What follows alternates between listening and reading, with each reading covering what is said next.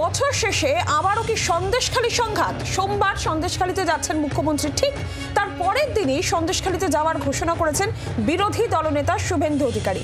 চলতি বছরের রাজ্য রাজনীতিতে আলোড়ন ফেলেছিল এই সন্দেশখালী, এবং সেই সময় সন্দেশখালীর কোর্ট পাশে ছিল বিজেপি, আজও আছে এই মন্তব্য বিরোধী দলনেতা করেছেন। কিন্তু বাস্তবে যেটা দেখা গিয়েছে, লোকসভা ভোটে ফসল তুলতে পারেনি বিজেপি। বসিরহাট লোকসভা কেন্দ্রে, যার অন্তর্গত সন্দেশখালী পড়ছে, সন্দেশখালী বিধানসভা কেন্দ্র, সেখানে তৃণমূল কংগ্রেসে কিন্তু জয়ী হয়েছে। আর এবার সোমবার সন্দেশখালী যাওয়ার ঘোষণা মুখ্যমন্ত্রী করেছেন, ঠিক তার পরের দিন সন্দেশখালী যাওয়ার ঘোষণা করলেন বিরোধী দলনেতা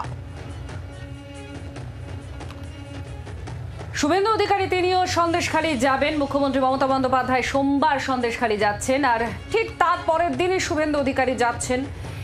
কোথাও কি সংঘাতের সুর তাহলে সন্দেশখালী নিয়ে? আবার সন্দেশখালী জেগে উঠল।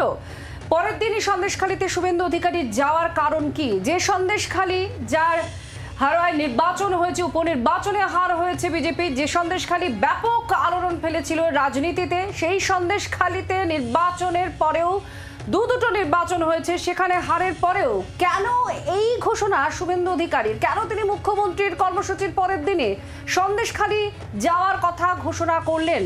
কি কারণ থাকতে পারে? কি বলেছেন শুভেন্দু অধিকারী, শুনুন। কোনো লাভ হইব না। গত লোকসভা নির্বাচনে সন্দেশখালী থেকে আমরা 7000 ভোটে লিড নিয়েছি। মুখ্যমন্ত্রী যেদিন যাবেন তার পরের দিন মুখ্যমন্ত্রীর মতো অত টাকা খরচ করে হয়তো পারবো না, ওটা সরকারের টাকা, কিন্তু আমি জনসংযোগ করতে যাব। সন্দেশখালীটা বিজেপির জায়গা, আর কঠিন সময়ে বিরোধী দলনেতা তাদের পাশে ছিল, আজও আছে। আমরা আরো বিস্তারিত বিষয়ে জানবো। সরাসরি নিউজ রুম থেকে এই মুহূর্তে আমাদের প্রতিনিধি মৌমিতা চক্রবর্তী রয়েছেন আমাদের সঙ্গে। মৌমিতা, শুভেন্দু অধিকারী মুখ্যমন্ত্রী যেদিন যাবেন তার পরের দিন তিনি যাবেন, তিনি ঘোষণা করছেন, এবং তিনি এটাও বলছেন যে কঠিন সময়ে বিজেপি ছিল সন্দেশখালীর পাশে, এবং সন্দেশখালী বিজেপিরই জায়গা একেবারে। এবং সন্দেশখালী থেকে 7000 ভোটের লিডের কথা তিনি বললেন যে মুখ্যমন্ত্রী মমতা বন্দ্যোপাধ্যায় সোমবার সন্দেশখালী যাচ্ছেন, ঠিক তার পরের দিনই শুভেন্দু অধিকারী রাজ্যের বিরোধী দলনেতা, তিনি সন্দেশখালী যাবেন এবং তিনি সেখানে গিয়ে আবারও জনসংযোগ করবেন। সন্দেশখালী নিয়ে যে সংঘাত শুরু হয়েছিল, সেই সংঘাত কিন্তু আবারও ফোরফ্রন্টে আসতে চলেছে বলে মনে করা হচ্ছে, কারণ শুভেন্দু অধিকারী যেভাবে বললেন যে সন্দেশখালীর মাটি তাদের মাটি, বিজেপির মাটি, এবং সেখানে তিনি এক চুলো জমি ছাড়বেন না, এবং সেখানকার মানুষের আস্থা এখনও বিজেপির দিকে আছে, কারণ কঠিন সময়ে শুভেন্দু অধিকারী তাদের পাশে ছিলেন বলে শুভেন্দু অধিকারী নিজেই দাবি করেছেন। মুখ্যমন্ত্রী যাওয়ার পর দিনই শুভেন্দু অধিকারী সেখানে গিয়ে জনসংযোগ কর্মসূচি এবং রাজনৈতিক কর্মসূচির কথা বলছেন। তিনি বলছেন যে তিনি যাবেন, এবং খুব স্বাভাবিকভাবেই এটা নিয়ে যে নতুন করে আবার সন্দেশখালীকে সামনে রেখে সংঘাতের আবহ তৈরি হলো তা বলার অপেক্ষা রাখে না। পাশাপাশি তিনি এটাও বললেন, রেখা পাত্র তার সাংসদ হওয়া আর কয়েকটা দিনের গল্প, কারণ হাইকোর্টে একটি মামলা চলছে, রেখাপাত্র একটি মামলা করেছেন, সেই মামলায় তিনি রেখাপাত্র যে জয়ী হবেন সে বিষয়েও দৃঢ় প্রত্যয়ী শুভেন্দু। এখানে মৌমিতা একটা প্রশ্ন করব, যেহেতু সন্দেশখালী একটা ইস্যু, সেই ইস্যুতে রাজনীতির প্রেক্ষাপটে দেখতে গেলে ভোট হয়েছে, ভোট হওয়ার পরে রাজনৈতিক দিক থেকে বা ভোটের রাজনীতি সমীকরণের দিক থেকে বিজেপি সেখানে ব্যর্থ হয়েছে। দুটো ইলেকশনের ক্ষেত্রেই আমরা দেখলাম বিজেপির ফলাফল তাই। তা সত্ত্বেও শুভেন্দু অধিকারীর এই অ্যাগ্রেসিভ মনোভাব কেন? তিনি কেন এই কর্মসূচিটা ব্যাক টু ব্যাক মুখ্যমন্ত্রীর পরেই রাখলেন?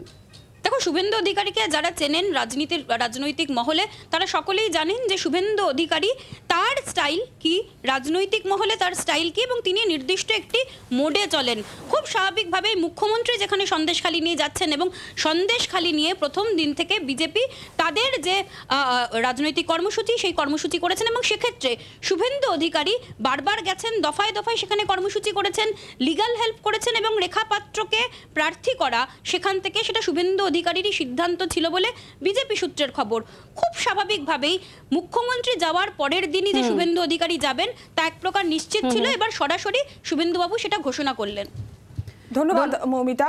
আমাদের সঙ্গে এই মুহূর্তে তৃণমূল কংগ্রেস নেতা জয়প্রকাশ মজুমদার রয়েছেন। জয়প্রকাশ বাবু, শুভেন্দু অধিকারী সন্দেশখালী যাওয়ার ঘোষণা করেছেন, মুখ্যমন্ত্রী যেদিন যাবেন ঠিক তার পরের দিন, এবং শুভেন্দু অধিকারী এটাও বলছেন তিনি যাবেন, তিনি জনসংযোগ করবেন, আর সন্দেশখালী বিজেপির, কঠিন সময় সন্দেশখালীর পাশে ছিল বিজেপি।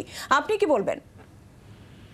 না, সন্দেশখালীর ভোট তো তা বলছে না, এই বোকা বোকা কথাগুলো বললেই হবে শুধু মিডিয়ায় ভেসে থাকার জন্যে, এবং মমতা বন্দ্যোপাধ্যায়ের আলো রিফ্লেক্টেড হয়ে ওনার গায়ে পড়ে উনিও একটু উদ্ভাসিত হবেন, এই লোভ ছাড়তে পারছেন না, কারণ তিনি মিডিয়ায় ভেসে থাকতে চাইছেন। এগুলো কতগুলো মিথ্যে কথা আপনারা ভেবে দেখুন।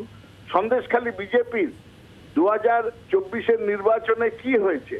তিনি রেখা পাত্রকে দাঁড় করালেন যিনি আউটসাইডার, সন্দেশখালী নন, বাইরের থেকে এসে দাঁড় করালেন, গোহারা হারলেন। এবং তার পরবর্তী ক্ষেত্রে আপনারা দেখেছেন সন্দেশখালী মানে ওখানকার যে লোকসভা আসনের নির্বাচন হলো সেখানে এরা গোহারা হারলেন এই রেখা পাত্র। আর তার পরবর্তী ক্ষেত্রে শুভেন্দু অধিকারী আর ওই মুখও হলেন না, এতদিন মনে পড়লো না, আজকে হঠাৎ মনে পড়ছে মুখ্যমন্ত্রী যাচ্ছেন সন্দেশখালী, আর তাই জন্য পরের দিন কি তারপরের দিন গিয়ে মিডিয়াও যাবে, তাকে টিভিতে দেখাবে, তিনি কিছু গরম গরম কথা বলবেন। এই শুধু রাজনীতি, এইটা নিয়েই রাজনীতিতে কেউ টিকে থাকতে পারে? মানুষের জন্য কিছু করলাম না, মানুষকে ভাঁওতা দিলাম, বোকা বানালাম, মিথ্যে কথা বললাম, এই দিয়ে কি শুভেন্দু অধিকারী একটুও এগোতে পেরেছেন? ইলেকশন গুলোতে হারতে হারতে হারাধন হয়ে গেছেন, সন্দেশখালীও তার মধ্যে একটা। শুভেন্দু বাবুর এই সমস্ত কথা মিডিয়া একটু প্রচার করে বলে এই সমস্ত রাস্তা ধরেছেন, এতে ওনার সামনের রাজনৈতিক কোনো লাভ হবে বা মানুষ তাকে আলাদা জায়গা দেবে, সন্দেশখালীর মানুষও জায়গা দেবে, এটা মনে করার কোনো কারণ নেই। ধন্যবাদ জয়প্রকাশ বাবু। শুভেন্দু অধিকারী একটি বক্তব্য আপনাদের শোনাবো, যেখানে রেখা পাত্র সম্পর্কে তিনি বলছেন যে সময়ের অপেক্ষা, রেখা পাত্র এখানে সাংসদ হবেন। কি বলছেন শুভেন্দু অধিকারী শুনুন। জনজাতি পরিবারগুলোকে 1 কোটি টাকা করে দেন, অভাব আছে নিয়ে নিতে পারে, সরকারি টাকা আপনি অ্যাকাউন্ট ট্রান্সফার করে দিতে পারেন। আপনি শুনে রাখুন মমতা ব্যানার্জি, সন্দেশখালীর কোনো হিন্দু, বিশেষ করে তফসিলিরা এবং জনজাতিরা, তারা আপনাকে ভোট দেবে না।